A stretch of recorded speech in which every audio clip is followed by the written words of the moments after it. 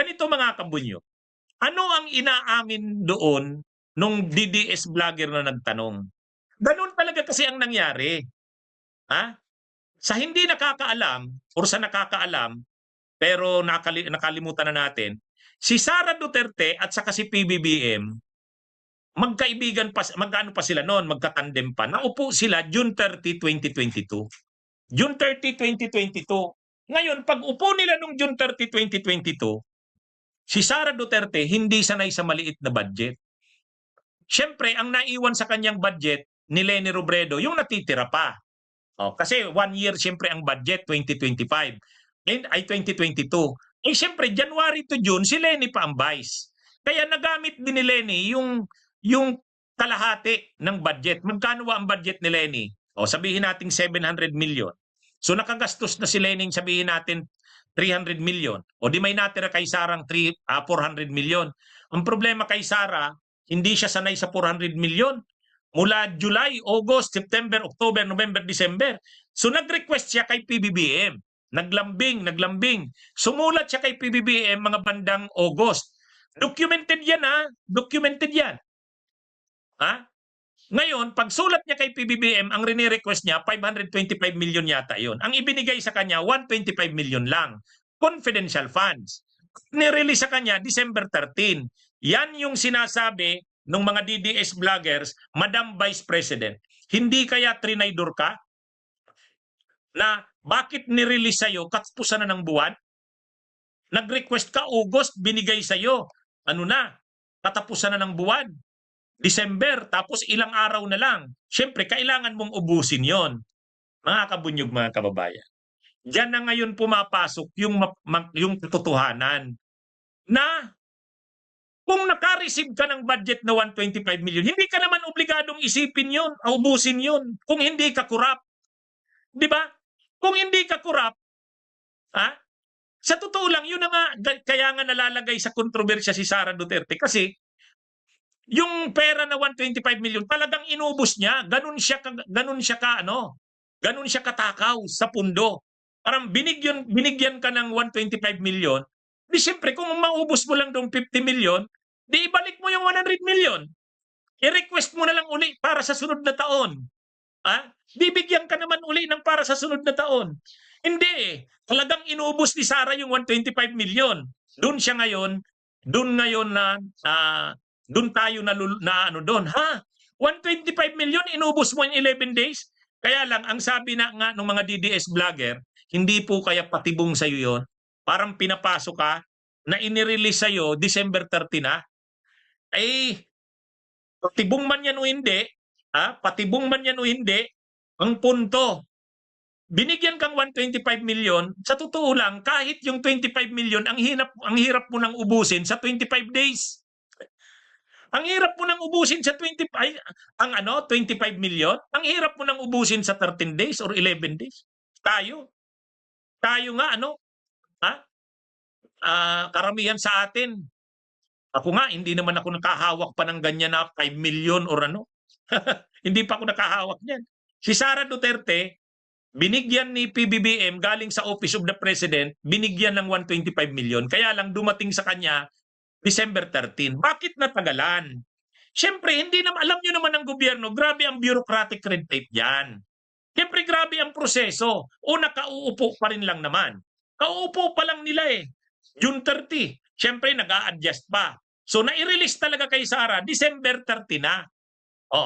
Mabait nga sa kanya si PBBM, binigyan siya ng 125 million. Kaya lang, talagang matakaw si Sara sa pera. Inubos in 11 days. Ngayon, paano mo ngayon palalabasin na naubos in 11 days? Diyan na ngayon nangyari yung nag-imbento na ng kung sino-sino ang tumanggap ng pera. Siyempre, nandyan na yung Oishi, nandyan na yung Mary Grace Piatos. Bakit? Kasi kailangan mong i-liquidate yung 125 million Kailangan mong palabasin na naubos mo in 11 days. Kaya nag-imbento na ngayon ng mga pangalan. Yan na ngayon ang kaso ni Sara sa 125 million na yan na confidential funds. Inaamin ngayon nung vlogger na nagtanong sa kanya na inubos nga talaga ni Sara. Bakit inubos ni Sara? Kasi kung hindi niya mauubos katapusan ng buwan, ibabalik. Oh, masiba talaga sa pera. Kaya si Sara naman, sinagot yung tanong. Sinagot yung tanong. Imaginein mo yun. Di tinanggap mo na inubos mo talaga yung pera na yon dahil dumating sa'yo December 13, inubos mo bago matapos yung taon. Kasi pag hindi mo inubos, mabalik. Ay kung hindi ka kurap, kung hindi ka kurakot, ano yun eh, kung ano lang yung makayang magastos, yung totoong paggastos. Halimbawa, nakarating sa'yo December 13, Pasko pa naman, Pasko. Siyempre busy ang mga tao sa holidays, Pasko sa New Year. Pero talagang inubos, as in ubos. Zero talaga. Mga kabunyog, zero. Ngayon, ang palusot na lang nila Sara doon, naubos talaga eh. Ang dami naman talagang pagkakagas. Yun mga kabunyog, mga kababayan.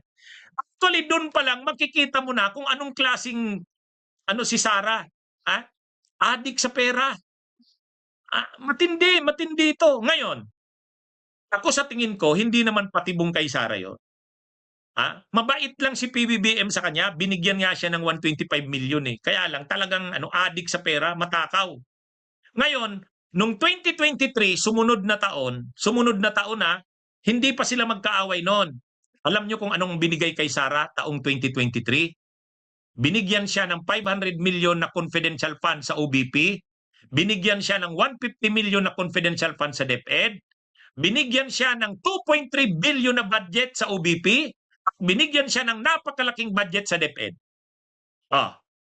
Kung siya ay tinatraidor ni PBBM o ng administrasyon, hindi siya bibigyan ng ganun.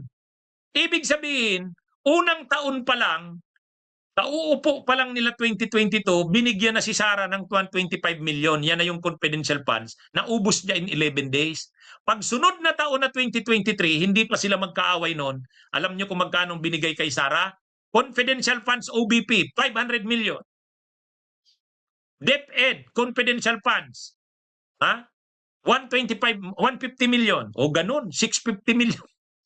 650. Tapos yung budget niya sa OBP, 2.3 billion. Yun. Ganon si Sara ka-spoiled. Kaya yung pagiging spoiled ni Sara, hanggang sa budget spoiled. At si PBBM naman, at saka sila Romualdez, binigay kay Sara kung anong gusto niya. Imaginin mo, binigyan ka ng 2.3 billion na budget sa OBP. Si Leni Robredo, 600 million, 700 million. Yan mga yan ang dapat na makita ng ating ngayon. Nagrereklamo si Sara, trinaydor daw siya nila PBB, nila Romualdez. Ay wala eh, masyado siyang matakaw eh. Ang nagpabagsak kay Sara yung katakawan niya. Diyan ngayon yung laman ng kaso niya sa impeachment. Ngayon, dahil nakikita naman ng mga opisyal ng gobyerno ang ginagawa niya, sinuhulan niya yung mga officials ng DepEd. Kaya siya may kasong bribery. Kasi nakikita ng mga officials ng DepEd, nalulula sila eh. Yung mga dating officials ng DepEd, hindi naman ganyan. Itong si Sara, iba. Kaya ang ginawa ni Sara, binusog ng pera yung mga officials ng DepEd. Yan na yung kasong bribery. Napanood nyo naman yon, yung mga officials ng DepEd na sabi nila binibigyan sila ng sobre. Yan yung mga kasong kinakaharap ni Sara dito sa confidential funds at saka yung bribery sa DepEd. Kaya lang doon sa interview sa kanya, yung interview sa kanya, inamin niya ang lahat ng ito na natanggap niya nga 125 million, inubos niya raw talaga yon in 11. Ay, talaga, mga kabunyog, mga kababayan. Sumabog ang ni Sara dito.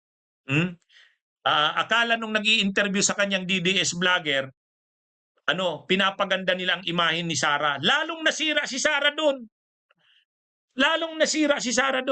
Ang biniblame lang nila, hindi kaya patibong sa'yo yon, yung ginawa na yon na pinadalhan ka ng 125 million, December 30 na, samantalang pwede naman ipadala sa'yo yun ng maaga. Ganun pala yon. Ang ginagawa nila, sinisisi pa nila si PBBM dyan. Ang may problema doon, si Sara. Kasi matakaw sa pera. Yun. Okay, mga kabunyog, mga kababayan.